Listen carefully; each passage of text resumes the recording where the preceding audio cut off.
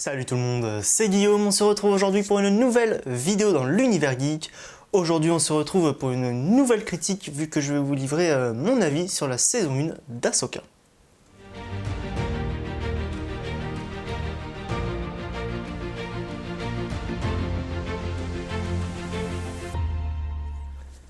En effet, la première saison d'Ahsoka vient de terminer sa diffusion, les 8 épisodes, c'est passé extrêmement vite et je vais donc vous livrer comme d'habitude les points positifs, les points négatifs et mon avis global, général sur cette première saison. Bien évidemment, ça va contenir très probablement des spoils étant donné que je vais aborder des points quand même assez précis de cette série.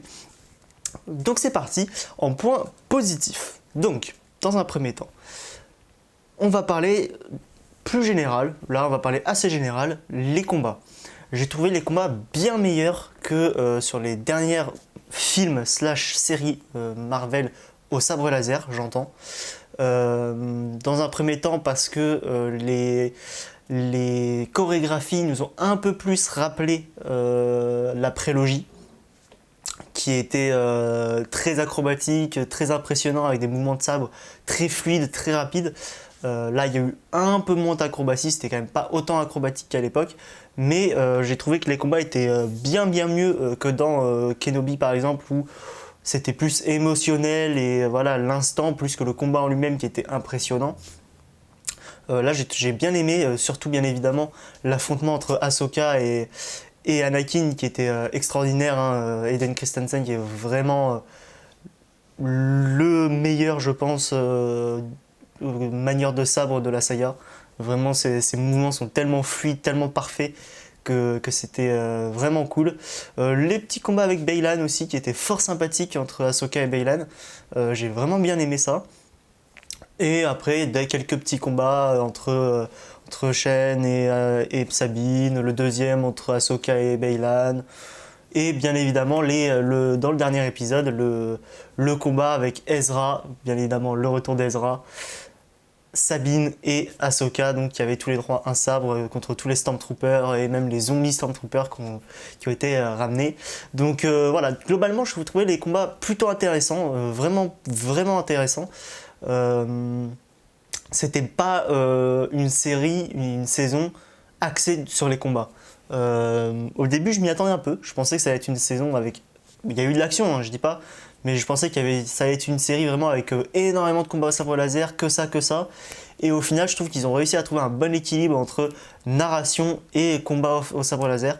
Donc je suis très content sur ce point-là. Deuxième point que je voulais aborder, donc, c'est le retour de tous les personnages de Star Wars Rebels. On va commencer par Hera, dont j'ai bien aimé le rôle. J'ai bien aimé son rôle de support un petit peu d'Ahsoka, à lui apporter le plus possible son aide. Au début de la série, un petit peu essayer de raviver le lien entre Sabine, donc l'autre personnage qui revient de Rebels, et Ahsoka. J'ai bien aimé tout ça, ces relations entre ces personnages qu'on retrouve après Star Wars Rebels. Et bien évidemment, le grand retour d'Ezra. Ça, c'était quelque chose que j'attendais énormément. Je suis un immense fan de Star Wars Rebels. Et je suis très content qu'Ezra soit enfin de retour en live action pour la première fois aussi. Donc, et c'est vraiment une très belle réussite. Je trouve que le casting pour les personnages de Rebels, moi j'ai surkiffé. Que ce soit Sabine, Hera ou Ezra, et Ezra tout particulièrement, je trouve il est pixel, vraiment parfait, le casting d'Ezra. Et même Thrawn, Thrawn après c'est l'acteur aussi, voilà, il a l'habitude. Donc tous les personnages vraiment de Star Wars Rebels sont extrêmement bien représentés. J'ai adoré la relation aussi entre Sabine et Ahsoka. Le fait qu'on apprend à la fin d'ailleurs que Ahsoka avait peur que Sabine montre son réel potentiel avec ce qui s'était passé sur Mandalore, sa famille qui était morte, etc. Et elle avait peur que Sabine donc devienne dangereuse. Toute cette relation de confiance qui était un peu perdue au début de la série, voilà, ils ont essayé de repartir de zéro. Et au fur et à mesure, notamment avec le point suivant, l'évolution d'Ahsoka en elle-même, la relation entre Ahsoka et Sabine qui a bien évolué, après qui s'est finie donc d'une belle façon. On sent que les deux sont vraiment réconciliés, ça fait plaisir. mais c'est aussi, comme j'ai dit, en grande partie grâce à l'évolution d'Ahsoka et bien évidemment à cet épisode 5, l'épisode où Anakin Skywalker apparaît pour la première fois, même s'il apparaît à la fin du 4e. Mais en tout cas, cet épisode 5 pour moi est le point culminant de cette série.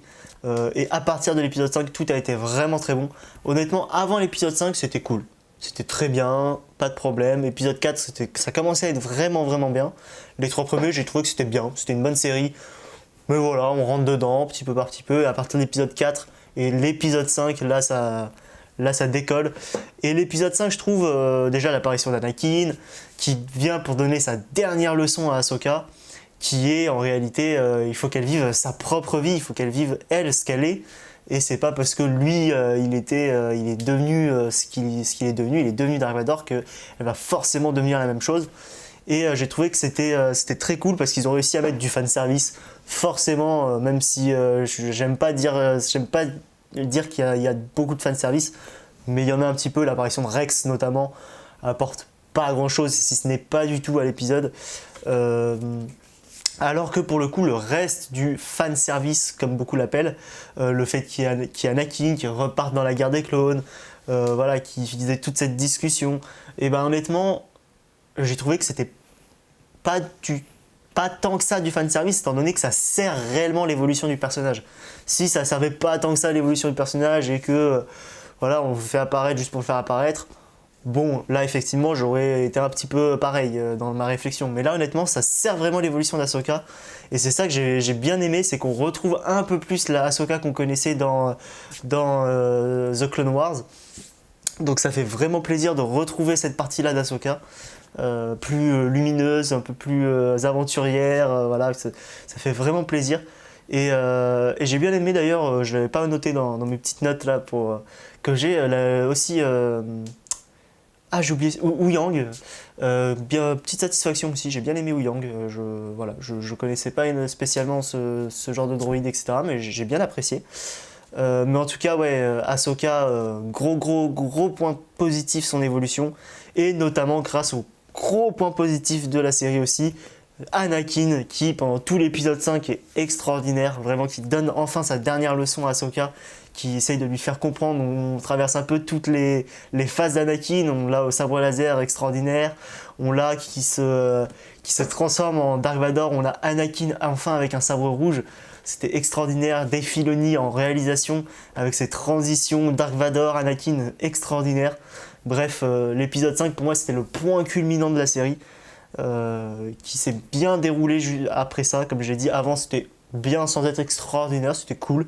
Et après ça, c'était vraiment extraordinaire jusqu'à la fin. Donc franchement, gros point là-dessus. Et comme j'ai dit, le retour d'Ezra donc, qui est pour moi l'un de mes persos préférés, j'ai bien aimé aussi le fait qu'au début il veuille pas prendre le sabre de Sabine, voilà, qu'il utilise la force, etc. En termes de personnalité, Ezra aussi c'était très bien amené, je trouve qu'il colle très bien au personnage. Donc je trouve qu'en fait tous les personnages ont un peu eu leur moment de gloire à certains moments. Bien évidemment Ahsoka reste le personnage principal de la série, mais il y a eu Sabine en deuxième personnage principal qui a eu ses moments de gloire, Ezra a eu ses petits moments de gloire, on a eu les petits moments de gloire d'Hera aussi. Voilà, j'ai trouvé que c'était très intéressant. On a eu forcément le moment de gloire de Thrawn, qui, ça c'est un grand point de la série, c'est le méchant qui gagne pendant cette saison 1, même si on s'y attendait, j'y reviendrai plus tard. Voilà, Thrawn, très gros point positif aussi, vraiment l'ambiance qu'il y a autour de Thrawn. Quand il arrive, son introduction où tous les Stormtroopers font Thrawn extraordinaire. La musique de cette série était magistrale, honnêtement c'est du bonheur pour les oreilles. Je vous conseille vraiment d'écouter la bande originale de cette série extraordinaire. Et enfin, je voulais finir avec ça, le petite mention spéciale donc pour Baylan, qui est interprété par Ray Stevenson, qui nous a malheureusement quitté. Je voulais mettre vraiment une mention spéciale là-dessus parce que l'acteur malheureusement nous a quitté un peu avant la diffusion de la série, et c'était vraiment une pépite. L'acteur joue le rôle à la perfection.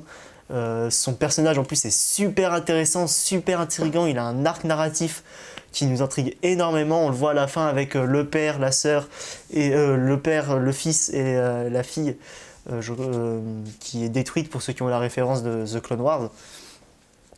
Donc vraiment c'est très intriguant. J'ai hâte en fait de voir l'évolution, la suite de l'histoire de ce personnage. Et en même temps, j'ai un peu peur parce qu'il va être sûrement recast du coup pour voir la suite. Et trouver un acteur qui va aussi bien interpréter le personnage, ça va être dur. Donc à voir ce que ça va donner. Comme j'ai dit, en point un peu positif et négatif à la fois, c'est la fin de la série qui est dans un premier temps positive parce que voilà, Thrawn gagne. Ça va nous amener du coup sur toute la suite du Mandoverse. Ezra rentre à la maison, on voit Anakin qui veille en fantôme de force sur Ahsoka, on voit Ahsoka et Sabine donc qui se sont réconciliés, etc. Mais effectivement, ça nous laisse un peu de frustration parce que en réalité, on a eu presque aucune réponse aux questions qu'on se posait. On ne sait pas vraiment ce qui va se passer avec Thrawn par la suite. C'est bien, il est revenu avec son destroyer et c'est tout. En soi, voilà, est-ce que, comme le conseil qu'on a vu dans The Mandalorian saison 3, est-ce qu'il va aller les voir? Enfin, qu'est-ce qui va se passer avec tout ça?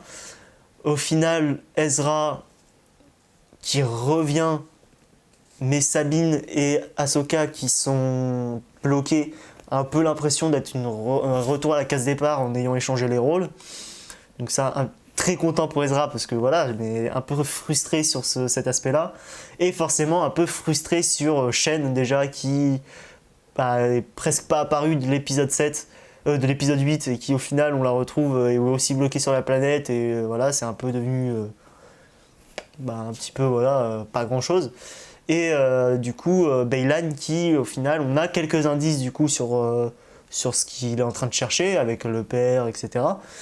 Mais au final on n'a pareil aucune réponse. Donc c'est très bien et très intriguant parce qu'on se dit ah la suite ça va être vraiment extraordinaire, la saison 2, la saison 4 de The Mandalorian, le film sur le Mandoverse, enfin voilà ça va être très très intéressant même si la saison 2 n'est pas officielle mais elle est en discussion à mon avis ça se fera. Voilà, ça va être très intéressant, mais on est très frustré parce qu'il y a eu, en réalité, il n'y a presque aucun arc narratif pour moi qui est totalement fermé, à part l'arc narratif Ahsoka Anakin, qui là pour le coup est fermé, il est clos. Voilà, Ahsoka a fait le deuil, a accepté ce qui était devenu Anakin et a accepté le fait que c'est pas parce qu'il est devenu qu'elle le sera forcément. Mais sinon, le reste, ça reste très ouvert. Donc. Un point aussi que j'ai un peu abordé en point négatif, c'est le manque de surprise.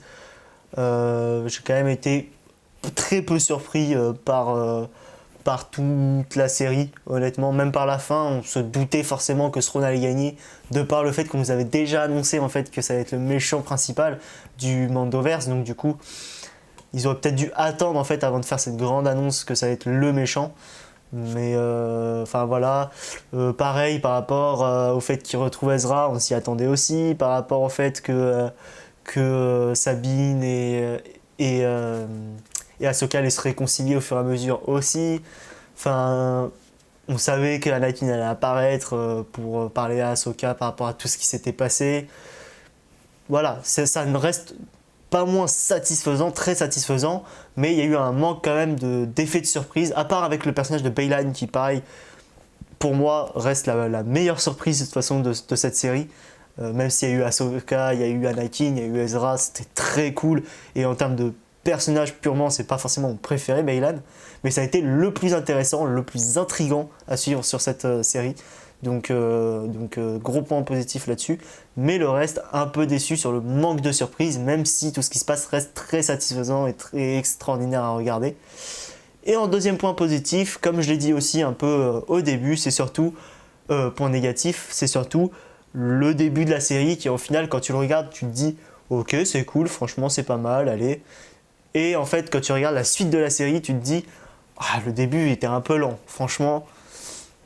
Et en fait, oui, je peux comprendre en fait que, en tout cas, c'est moi, mon avis, ce que je ressens, c'est qu'ayant vu toutes les séries, voilà, The Clone Wars, Rebels, toutes les séries avant, tous les films avant, il y a une partie quand même des deux premiers épisodes je dirais, qui pour moi n'était pas nécessaire parce qu'on nous introduit les personnages, on nous introduit les choses et du coup voilà, j'ai trouvé ça un petit peu longué, mais en fait c'est que les gens n'ont pas forcément vu Star Wars Rebels, donc ils étaient obligés d'introduire les personnages, d'introduire les situations, etc.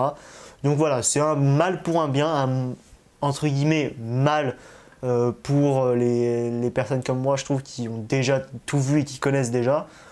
Mais je comprends qu'il faille expliquer aussi à ceux qui n'ont pas vu. Et même pour nous, en soi, ça reste une petite piqûre de rappel. Il y a des petites scènes quand même assez cool. Donc allez, pourquoi pas. Mais voilà, manquait un tout petit peu de rythme du coup pour moi dans les premiers épisodes. Mais globalement, du coup, excellente saison. Pour moi, c'est la meilleure série pour l'instant Star Wars, honnêtement. Bien évidemment, il y a Andor, bien évidemment, il y a The Mandalorian que aussi j'ai kiffé.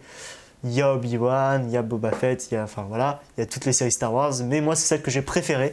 N'hésitez pas à me dire en commentaire, vous, la série Star Wars que vous avez préférée. Je pense qu'il y en a beaucoup que ça peut être Andor, je sais que la série a cartonné et que énormément de personnes ont kiffé. Vous pouvez aussi me mettre un pouce bleu et vous abonner, ça sera un énorme soutien. Vous pouvez aussi me suivre sur Twitter, le lien dans la description pour ne rien manquer de l'actualité jeux vidéo, cinéma, séries, animés. Et nous on se retrouve comme d'habitude dimanche à 16 h.